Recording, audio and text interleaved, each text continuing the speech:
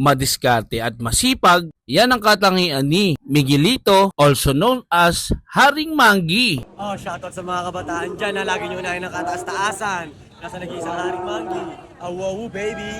At ngayon ay sumasideline bilang pastil vendor dito sa May Carriedo at ginagawa niya ito para mapalago ang kanyang small business na pastil. Nasa halagang 100 pesos lang ay matitikman mo na ang special chicken pastil ni Haring Manggi. Tara't magpabasbas at malupaypay ni Miguelito aka Haring Manggi. So ano pang hinintay natin mga katrupa?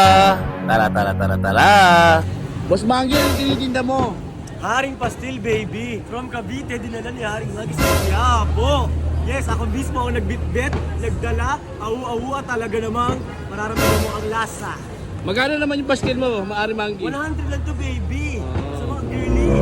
Come on, girls! Haring Manggi, Yes, baby! anong kaibahan ng pastil nito sa ibang pastil? Kasi sa akin galing to at galing to ng Cavite. Talagang pastil to ng Cavite at syempre si Haring Manggi hindi ko makain ng baboy. Kaya, that's my business. Haring pastil, chicken niya, yeah. Awu-awu. At hindi lang yun, meron din akong dalang hindi nakatuli ng Manggi merch. Magkano naman yung mga merch mo? Order na agad. 699 talaga yan. Kaya dating 699 to, naging 499 na lang. Para sa mga Manggi natin. Pero quality po talaga, makikita nyo. Napakaganda ng tiketa. Solid talaga hanggang sa dito niya. Panis ang Gucci. At eto po ang aking tinitinda. Haring pastil po at ang aking merch. Marami po parating ng mga pamorma. Pero ang pagkain po na tinitinda ko ay haring pastil pa lang po. Kung may mga pagkain pa kayong gustong tikman, et hindi lang ito matitikman nyo rito. Dahil nandito ang Hungarian hotdog ni Neneng B. At napakarami pa ang ano nito, baby? May gawa si Toto, hindi nakakaiban. Ayun. Dragon Fruit Idol. Yes! Sa akin nauuaw ka. Yan, dito nyo matatagpuan po yan. So, meron tayo rito ah. Ilang piraso lang po ang dala ko mula sa Cavite.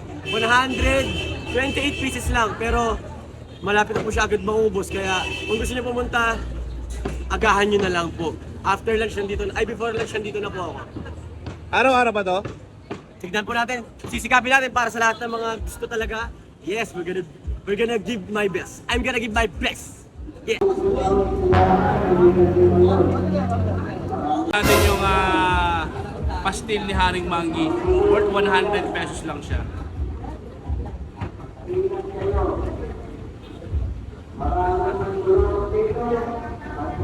Ay, masarap yung pastil niya ha.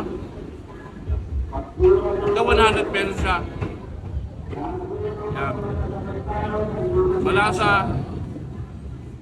May konting anghang tsaka alat. So hindi siya nagsuserve ng baboy, bawal pala sa kanya yung baboy, panay chicken lang daw talaga. Tapos si Haring Manggi, nagtitinda dito depende raw kung pupunta siya dito sa Quiapo. Napadayo siya kay Neneng B. Sarap ha? Yan o.